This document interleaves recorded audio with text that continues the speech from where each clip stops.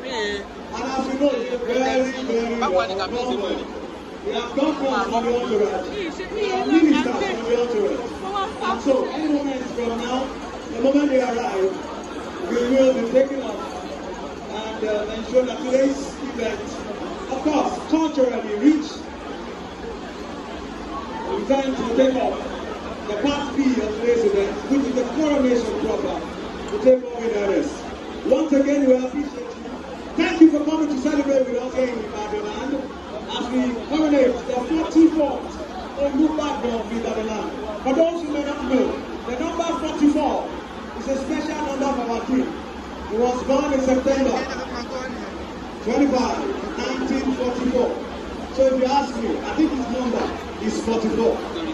Special day for our king, special day for Ibadan, special day for Yoruba land, special day for Nigeria. Thank you for joining us as we celebrate here today. We appreciate you. One more time, thank you. Thank you for coming. We appreciate you. Alhaji Taye Currency.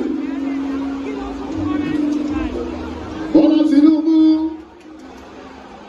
wọ́n ti tọ́ wa lára tán báyìí, pírẹ́sìdẹ̀ntì gbogbo Nàìjíríà, àti ṣèyí ọmọ Mákindé ọmọ Aláàdéṣe. Ṣèyí Ẹ̀dá. Ṣèyí Ẹ̀dá.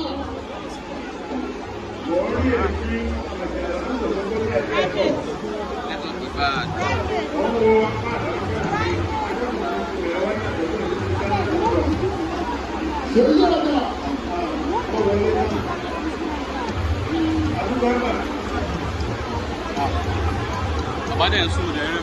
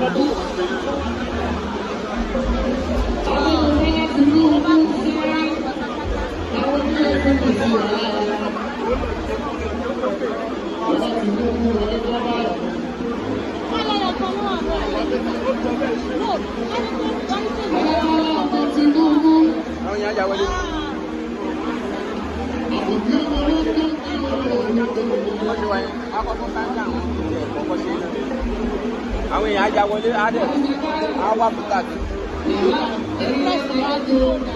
àwọn àbúkà.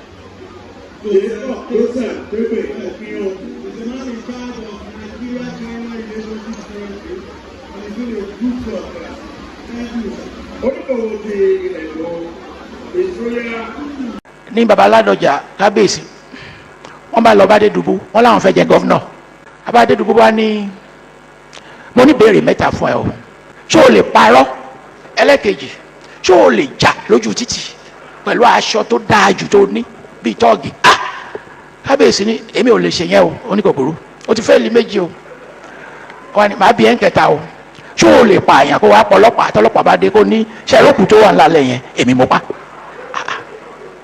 ó lóun lè ṣe yẹn bàbá Adédùbú wá ní o ò tí ì ṣetán láti jẹ gọ́fúnà Adédùbú lọ sọ́jà ó má di ẹ̀bọ̀ wálé kó gbé kó jí bẹ́ẹ̀ ni ó rà á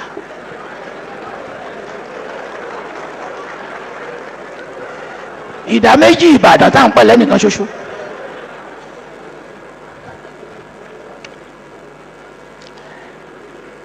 nítorí pé kábíyèsí ò sí ń bí ẹ jẹ́ kí n gbá fàbù fún wọn náà ẹ jẹ́ n gbá fàbù tiwọn tí wọ́n bá wà ń bí ẹnu mi ò ní gbọ́rọ̀ o bọ́ wọ́n á ti sọ̀rọ̀ wọ́n ti láwọn wà ń pè bí ẹ máa gbọ́ o ẹ jẹ́ n gbá fàbù kábíyèsí fún yín mo ní fàbù bíi mẹ́rin fún wọn báyọ̀ kan máa fún yín tẹ́ bá gbọ́ ẹgbọ́ mẹ́ta yòókù ẹ pè mí sí kọ̀rọ̀ àṣìpa ẹ pè mí sí kọ̀rọ̀ ẹ jẹ́ wá lé yín kí n wá gbá fàbù Ládọjà fún yín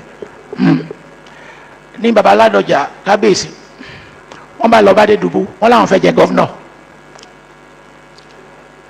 bàbá kábíyèsí àti sẹ́nitọ́ Ládọjà kì í ṣe sẹ́nitọ́ kábíyèsí ọ̀rẹ́ ni wọ́n in the First Republic. Abádédùgbò wá ní mo ní béèrè mẹ́ta fún ẹ o. Ṣé o lè parọ́ méèyàn kí ìran yẹn rẹ̀ tóbi táyé ènìyàn tiẹ̀ lè bàjẹ́? Kábíyèsí Ládọjà ní ó máa le díẹ̀ omi ò lè parú lọ́tọ́ tó bẹ́yàn ó dà kó burú ó ti fẹ́ẹ̀lì question alákọ̀ọ́kọ́.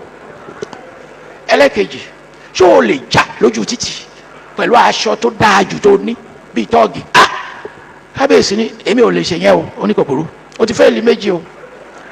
Wọ́n ní màá bí ẹ̀ ń kẹta o, ṣé o lè pa àyàn kó wá pọ̀ ọlọ́pàá tọ́lọ́pàá bá dé kó ní ṣẹ́lókù tó wà ńlá lẹ̀ yẹn èmi mo pa. Ó lóun lè ṣe yẹn. Bàbá Adédùbú wá ní o ò tí ì ṣetán láti jẹ gọ́fúnà bọ̀ máa fi ẹ jẹ sẹ́nítọ̀ wọ́n á fi jẹ sẹ́nítọ̀ Fàbú ni o. Bàbá Àríṣekọ́lá wọ́n kọ́ ilé yẹn mọ́mọ́ ilé yẹn o. Bàbá Adédùbú wá lọ bá wọn pé ilé tó dáa tó báyìí ó yẹ kí lion lè wà ń bẹ̀ wọ́n láwọn ọmọ bí wọ́n ti ń ta lion ní Senegal.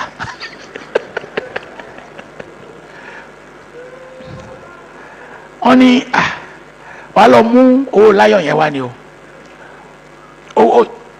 Lion ọ̀dà lion òde lion ọ̀dà lion òde owó mi dà mo ti ná. Ṣé rí nínú chapter yẹn you are going to enjoy it so much. Akínwùmí Ìṣọ̀lá inú hall náà láti ṣòkú wọn o nígbà àwọn kú tá a ṣe pati kọ́nà ń bẹ̀ yẹn ni mo jókòó sí lọ́jọ́ yẹn. Wọ́n máa ń gbá Fàbú gan tó pọ̀.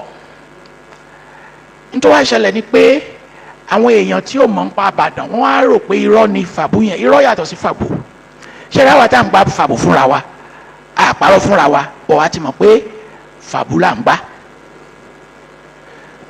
Lábánjayé là ń ṣe fàájì à ń mọtí bí ìgbà tí dùn mu ẹ̀jẹ̀.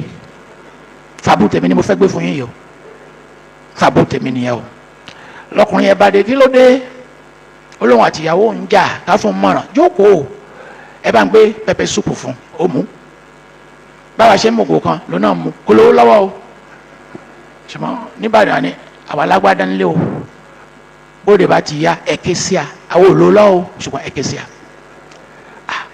bá a ṣe mọ tíyẹn náà ló náà mú ló mú ńgbàlẹ̀ wá ṣù àwa sọ fún pé ọ̀rẹ́ wa kan ló máa ń bá àwọn èèyàn parí ìjà látọkọ àti ìyàwó tán bá ń jà pé alátiṣe lórúkọ ẹ̀ lẹ́yìn ìgò márùn-ún wọ́n ní Mr. alátiṣe yín dà tó fẹ́ bá àwọn àtìyàwó parí ìjà wa sọ fún pé alátiṣe ní màtíṣe ààrẹ o àwa ń lọ lé o àwa ń lọ lé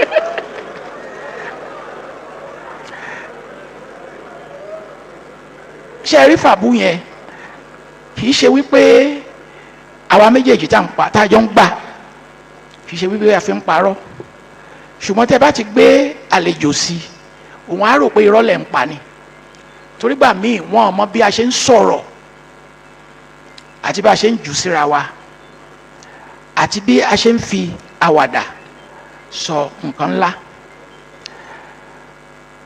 nígbà tí mo kọ mẹ́mọ́à mi ara àwọn ọba Ìbàdàn tí mo fẹ́ràn jù tí mo fẹ́ràn gan lọ́ba ń Ṣàníkẹ́.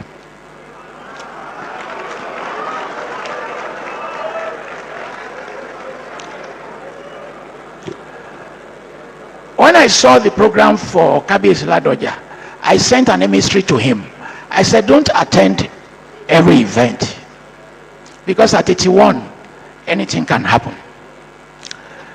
When we were doing the coronation of Ashanike, he collapsed. I think some of you are old enough to know the incident.